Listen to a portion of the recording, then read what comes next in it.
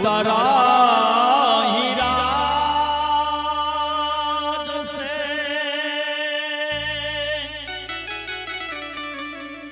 आहे जोगी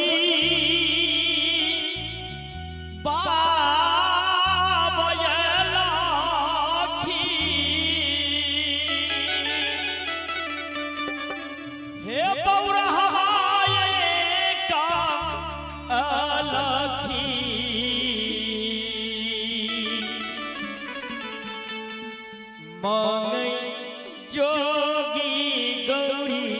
से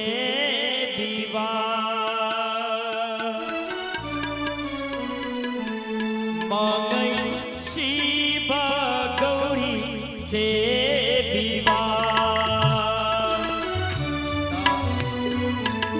उतरा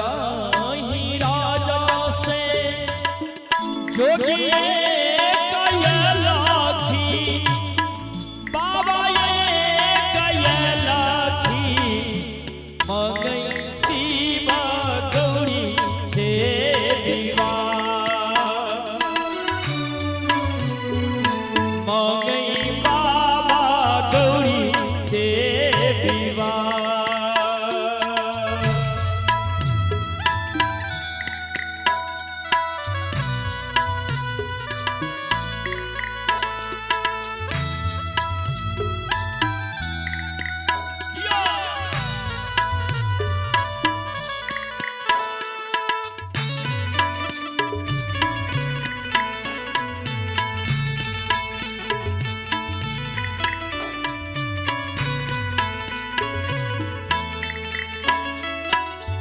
सखी सब पूछलो बाबा सब बाबा अपने विवाह करबै तो सबसे ले बाबा गौरी दाई के ले सवारी तैयारी करियो डोली तैयारी करियो हो जाबो तो है हो शिव गौरी से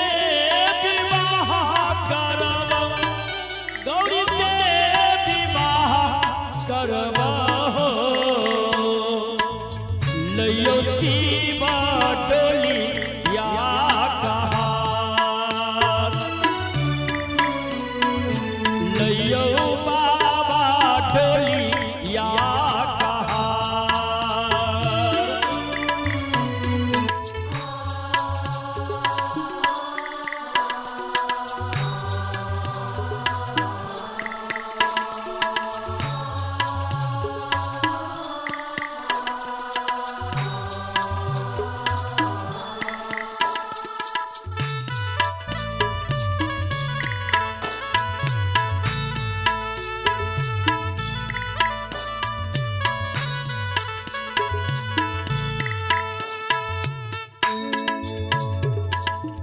बाबा जवाब देले हिमाचल के लोग के हमरा देश में डोली कहार में चले छे तो बाबा जवाब देले सखी सबका हमारा के देश में डोलियो न चलै छै कहारियो न बसै छै बसा चढ़ी होए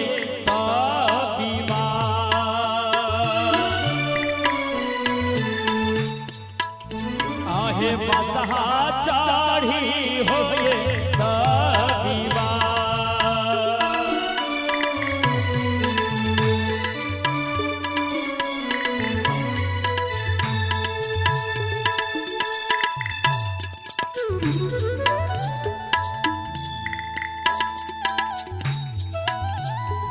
जियो जियो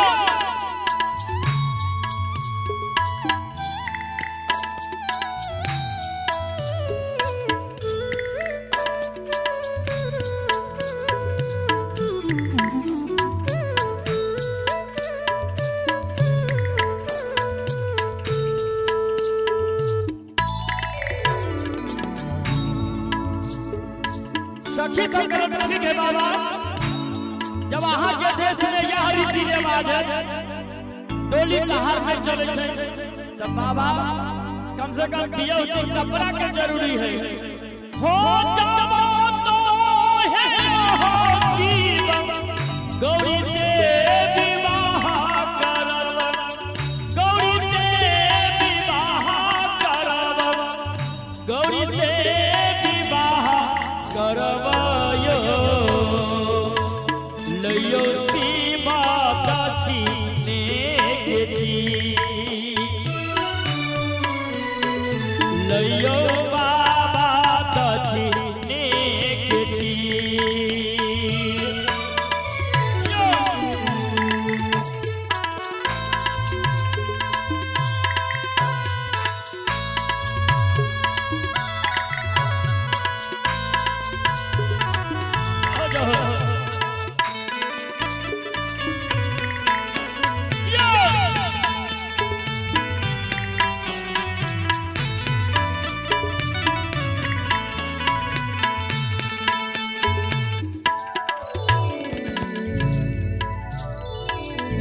बाबा जवाब देना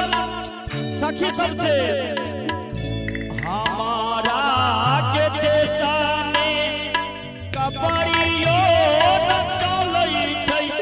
मरवाड़ियो न बसै छै मरवाड़ियो न बसै छै कहे मिर्गा छाल से होए त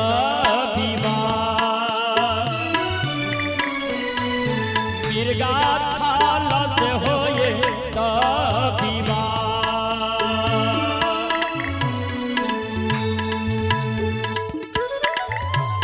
जियो जियो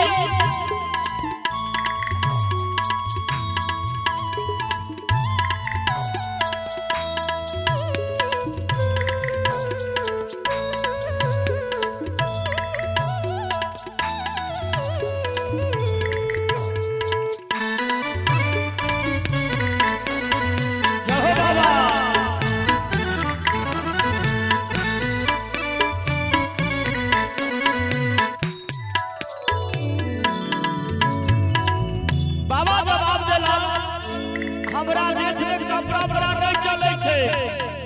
विवाह करे के त मिर्गा के छाल लाल छिए सखी कह के गेदा की करबे कह के ठीक है बाबा विवाह पर सिंदूर से होय छे बाबा त कम से कम सिंदूर लियो बाबा हो जावतो है हो दीवा गौरी के विवाह करब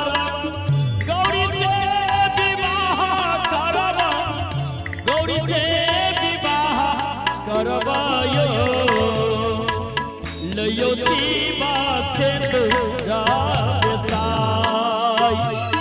लयो बाबा सिंदूरा बेसाई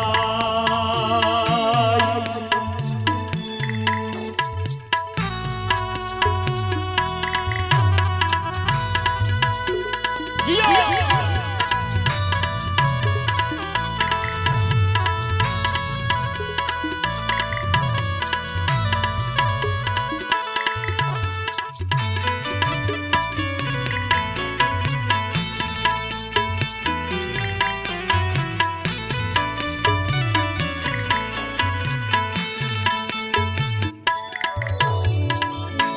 बाबा जवाब देला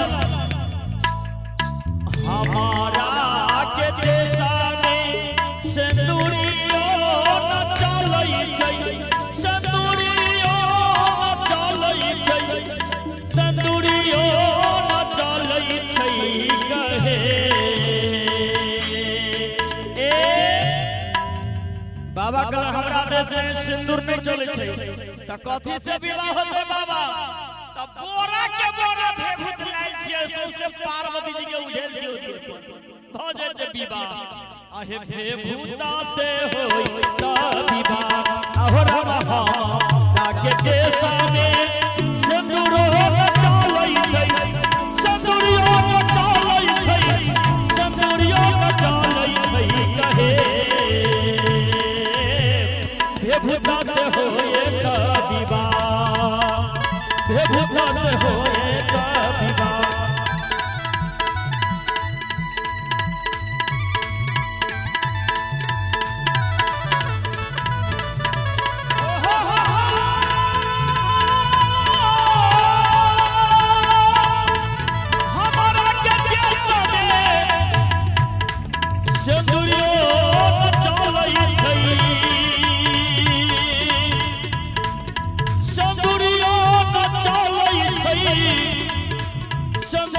न चलै छै कहे